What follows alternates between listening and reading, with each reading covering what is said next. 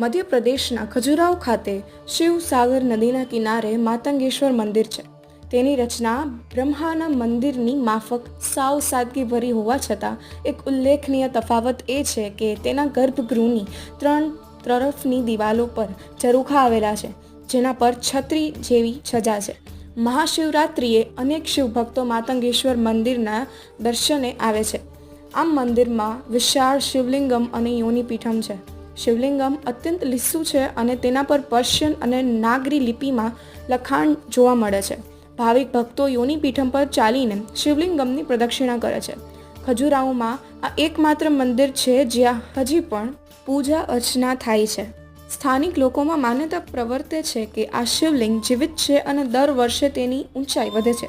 શિવલિંગની વૃદ્ધિ જેટલી ઉપરની તરફ થાય છે એટલી જ જમીનની નીચે પણ થાય છે. અહીંના પૂજારીઓ દર વર્ષે કાર્તિક પૂર્ણિમાએ તેની માપણી